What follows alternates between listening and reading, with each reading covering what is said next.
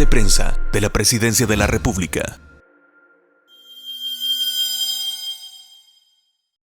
Vamos a prestar atención sobre esta denuncia para ver qué es lo que está realmente pasando, porque en ningún momento el Ministerio de Salud debe de generar algún cobro o algo a raíz de una atención, y menos en enfermedades de este tipo tan importantes. Así que a la población no está ninguna de estas acciones autorizadas, ni mucho menos es la naturaleza del Ministerio de Salud, donde cual todos sabemos que los servicios de salud son gratuitos. Hay que denunciarlo a las autoridades, a la policía, a los correspondientes, pues para que se pueda dar con estas personas que están realizando estas acciones indebidas. Totalmente informado, y sobre todo es que recordémonos, el Ministerio de Salud jamás genera un cobro a ninguna de las atenciones que brinda. A este momento estamos en una zona de éxito realmente en el tema de las arbovirosis, esto es los zancudos que pueden generar de alguna manera el tema de dengue, chikungunya, zika. Estamos totalmente en zona de éxito. Ahora, ¿qué quiere decir? Es controlado, súper bien controlado. Ahora, uno de los puntos claves es que entender que el zancudo no necesariamente no va a existir.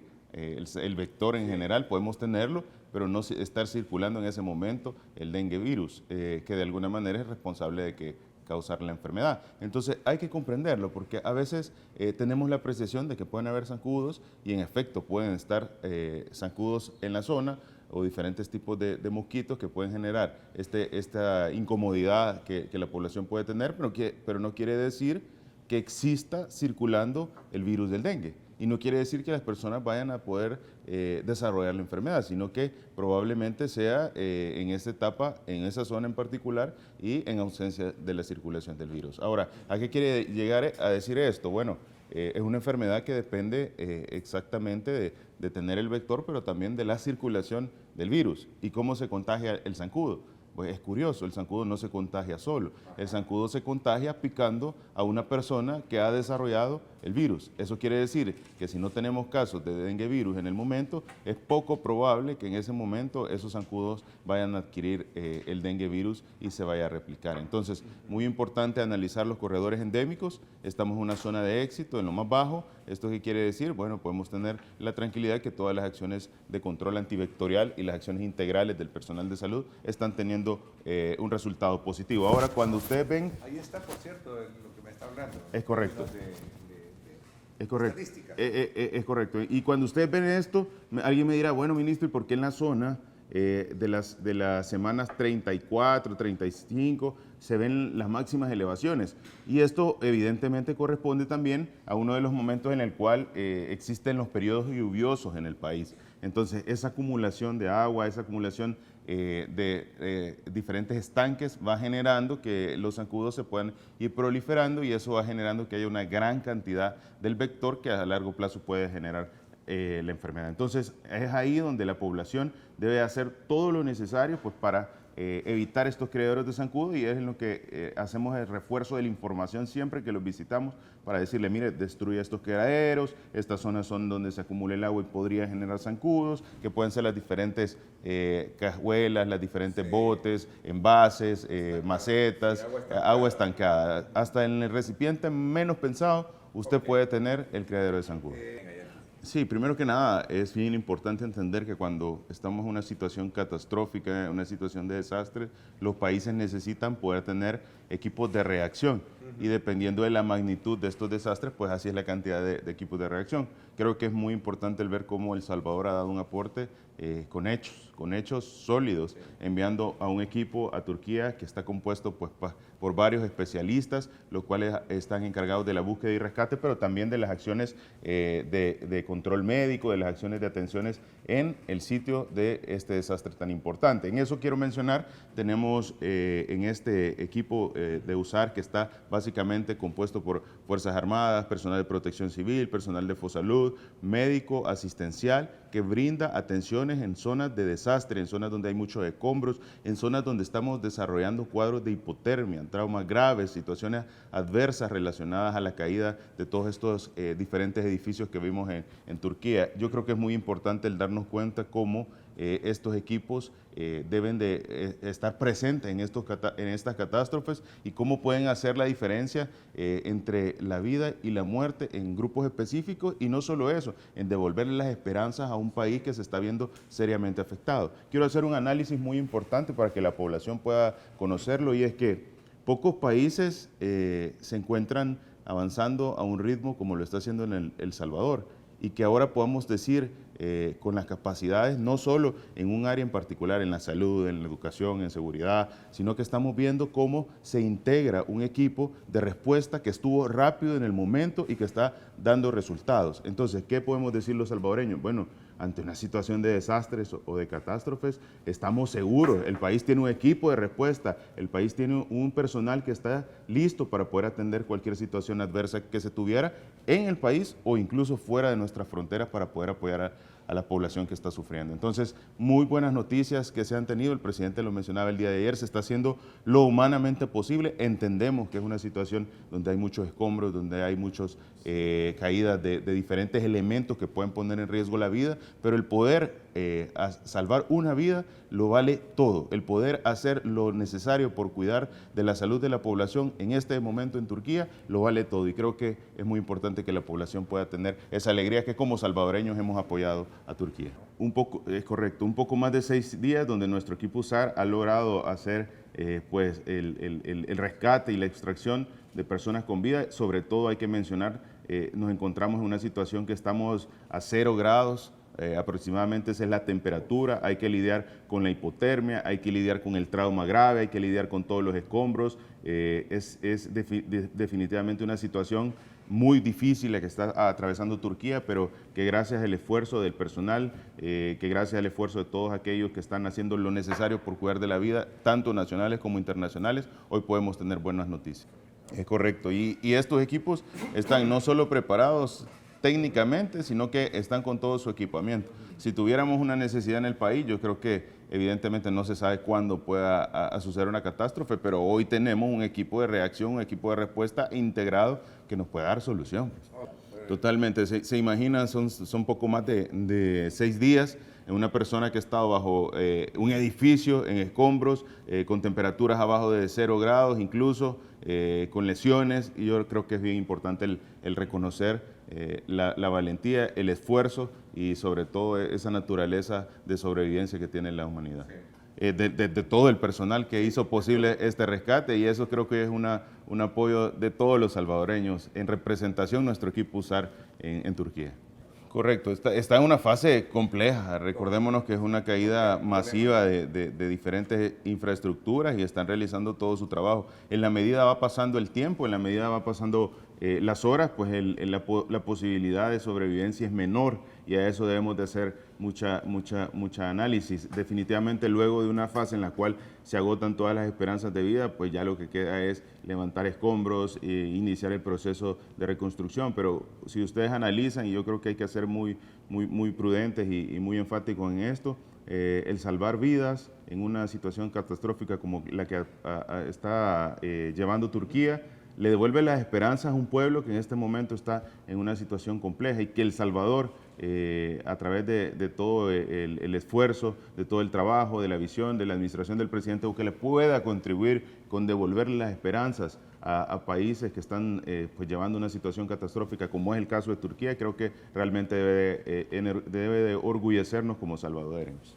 Totalmente. Una de las partes claves que debemos comprender en El Salvador, no solo existen enfermedades relacionadas en este caso a infecciosas, sino que son enfermedades, podemos decir incluso hasta silentes, son enfermedades que no pueden evaluarse tan fácilmente porque a veces son asintomáticas. Y estas son las enfermedades crónico-degenerativas. Estas enfermedades son, como todos sabemos, la presión arterial alta, el azúcar alta, el colesterol, los triglicéridos altos, que son enfermedades que en ocasiones usted ni se da cuenta que tiene la enfermedad, o en ocasiones no puede percatarse que el azúcar anda en un nivel elevado, pero que son también enfermedades que pueden predisponer o llevarnos a una situación de salud bastante grave. Entonces, ¿qué se está realizando? Se está haciendo todo el análisis de las diferentes enfermedades, las incidencias, los datos para poder abordar a través de planes estratégicos estas enfermedades. ¿Y cuáles son estos planes estratégicos? Mire, modificar los esquemas de tratamiento, modernizar las moléculas que forman parte del cuadro básico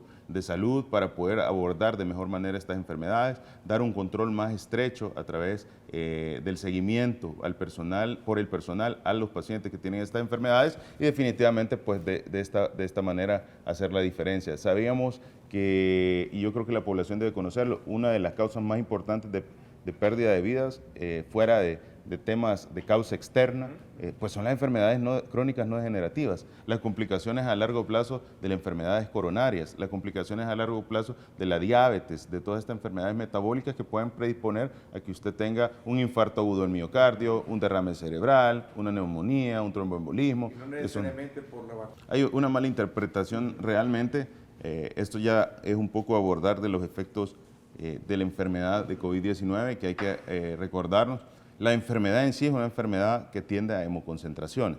Es una enfermedad que tiende a generar daños a largo plazo, que se han descrito y que ahora mucho se habla de long COVID, que es el COVID que está dando, sí, y que permanece activo y que hasta cierto punto genera complicaciones a largo plazo. Entonces, estas complicaciones son las responsables de tener un infarto. Estas complicaciones son las responsables de tener un tromboembolismo. No en sí la vacuna, que está diseñada para evitar que esto suceda, sino que la enfermedad que tiene dentro de su característica. Es correcto. Es correcto. La vacuna no, lo que hace, sí. Totalmente. Y a eso yo le sumo algo. Póngase a pensar, y la población lo va a ver rápidamente, es quién en este país pues no ha utilizado la vacuna para protegerse ante los efectos. Ahora, la vacuna, evidentemente, si hay algún efecto consecuente, puede venir aquellos grupos que generan desinformación y decir, es que fue la vacuna, porque la mayor parte de la población en El Salvador está vacunada. Pero esto no quiere decir que realmente fue la vacuna. Esta es la apreciación de aquel grupo de personas que trata de generar disconfort, que trata de generar dudas en la población de algo que evidentemente nos marca, a diferencia de otros países, con tener este año, 3 letalidades en el año. Bueno, todo el mes que va de febrero no tenemos ninguna. Es correcto. Y esto no es... Científicamente no está comprobado que eso... No, ya está comprobado que no es así. Científicamente ya está comprobado que no es por la vacuna. Lo que está comprobado es que los efectos pospandémicos del COVID, o sea, el COVID está dejando efectos a largo plazo. Y estos son en articulaciones, estos son dolores neuropáticos, estos son afectaciones cardiovasculares. Entonces, aquellos pacientes que tienen sensación de dolor en las articulaciones, sensación de dolor en los miembros inferiores, que son aquel diferente grupo de tendinitis que se relaciona. Bueno, estos son efectos secundarios o efectos adversos que quedaron luego de haber desarrollado la enfermedad de COVID-19. Efectos coronarios, alteraciones cardíacas, son efectos a largo plazo, como mencionaba, y está denominado incluso ahora como long COVID, de esta enfermedad que ha sido, pues, a nivel mundial una situación difícil de salud. Recientemente se realizó, se realizó la publicación del análisis o del estudio final que se llevó a cabo en medio de la pandemia, en el cual se hizo un estudio de cohorte prospectivo a través del Ministerio de Salud, pero principalmente el Instituto Nacional de la Salud, que llevó toda esta investigación científica, donde hicimos el comparativo de las vacunas, para poder identificar con evidencia científica, el poder darlo con un respaldo de que si las estrategias de vacunación que se fueron implementando a nivel nacional y dar recomendaciones internacionales fueron eficientes. ¿Y en qué consiste este estudio de cohorte? Es un estudio en el cual se compararon las vacunas Sinovac, AstraZeneca y Pfizer en los esquemas de vacunación autólogos y heterólogos. ¿Esto qué quiere decir? La vacunación con una misma marca o la vacunación con esquemas diferentes. Entonces, ¿qué vemos en esta imagen? Ustedes están viendo que los niveles de vacunación, los niveles de titulación de anticuerpos a los 15 días fueron significativamente más altos con la vacunación de 2 Sinovac. ¿Esto qué quiere decir? Vacunas de virus muerto. Mucho más alto que AstraZeneca y mucho más o significativamente más alto que Pfizer. Entonces, ¿qué quiere decir? Aquellas estrategias de vacunación en la cual se aplicó Sinovac y luego se dio una aplicación de una tercera dosis que es de RNA, específicamente de Pfizer, tuvieron mejores resultados que si hubiéramos utilizado una vacunación Pfizer o que hubiéramos utilizado una vacunación AstraZeneca. Entonces, con esto ustedes pueden ver que a 3 meses de la vacunación, todos en esta lámina, todos los 3 grupos de estudio presentaron los mismos niveles de protección. Evidentemente, todos los estudios, los diferentes esquemas de vacunación demuestran una disminución a los 3 meses. Por esa razón de la disminución a los 3 meses, si ustedes se recuerdan, se recomendaba que los refuerzos se pusieran a los 3 meses, porque se demostraba que ahí había una disminución de la protección. Pero ¿qué es lo importante de mencionar? A los 3 meses todos los esquemas presentaban la misma seguridad, pero a los 15 días el esquema Sinovac, Pfizer tenía mucho mayor titulación de anticuerpos, o sea, mucha mayor protección. ¿Y qué quiere decir si nosotros analizamos esto? Bueno, esto es responsable de que probablemente en El Salvador no hubiéramos tenido esos brotes tan altos que se observaron en otros países, ¿verdad? Entonces, ustedes pueden irse dando cuenta cómo el esquema 15 días post vacunación con Sinovac, Pfizer, BioNTech generó mayor titulación de anticuerpos en comparación con el heterólogo de AstraZeneca. Es correcto, pero más allá de eso, quiere decir que ese esquema de vacunación iniciado con Sinovac, que fue la vacuna china, la chinita, la primera, fue mejor que el esquema de vacunación con solo la vacuna de Pfizer. Y yo recuerdo al principio que hubieron muchas opiniones negativas en contra de esta vacuna cuando realmente ha tenido un resultado demostrado en estudios científicos, no solo nacionales, lo pueden buscar a nivel internacional también, con bastante robustez y sobre todo claridad en lo que demuestra que ha sido eficiente. Quiero recalcar algo, también se hizo el análisis de los efectos adversos y ¿sabe qué fue lo interesante? 1% de efectos secundarios leves en todas las vacunas, 1%. ¿Eso qué quiere decir? Que la estrategia de vacunación en nuestro país fue segura. ¿Qué quiere decir? Que los efectos que pudieran estar relacionados a la vacuna no han sido demostrados, que son los efectos supuestos adversos relacionados a vacunaciones e inmunizaciones, con lo cual le podemos decir a la población, mire, vacunarse es seguro, pero sobre todo vacunarse impidió que en el país se dieran brotes severos de enfermedades importantes. Recientemente acabamos de tener en las secuenciaciones que el Instituto Nacional de la Salud realizó, se identificó la variante de Omicron, que es conocida como Kraken, ¿verdad? Pero es la variante de Omicron XBB.1. Esto es importante mencionarlo porque esto nos dice, bueno, probablemente estos efectos que estamos viendo a nivel de países como Estados Unidos, donde hay elevaciones de casos y gravedad, no se van a presentar a El Salvador porque ya tuvimos la llegada de una subvariante de Omicron que evidentemente tiene bastante relación con la que se está experimentando en Estados Unidos, lo cual nos protege. Bueno, la viruela símica es una enfermedad que sigue a nivel internacional generando elevaciones de casos. En nuestro país, pues básicamente estamos bastante controlados con el tema de la viruela símica. Yo creo que es de mencionar cómo la activación del equipo de respuesta rápida, el conocimiento en el territorio del personal y poder tener todas las herramientas ha hecho la diferencia. No hemos tenido elevaciones de casos, eso es importante mencionarlo, ¿verdad? Es una enfermedad que ya en nuestro país no superó los 100 casos, se sigue haciendo todo el seguimiento, estamos actualmente con 90 casos, 88 casos aproximadamente, y es importante mencionar... ¿Graves, menos graves? Ninguno de gravedad, todos han sido dados de alta, ningún paciente se ha complicado a causa de esta enfermedad, todos se les aplicó. ¿Erupciones normales, es poco correcto. atípicas, diríamos? Normales, lesiones dermatológicas tal cual la literatura lo ha mencionado, abordadas tal cual la evidencia nos ha demostrado y por eso la mayor parte de ellos, casi el 100%, pues ya fueron dados de alta y están en sus casas. Totalmente, estas son herramientas que nos permiten generar más facilidades y mejores atenciones para la población. Esto no se trata de venir a pensar de que en algún momento vamos a quitar al personal de salud, para nada. El personal de la salud tiene esa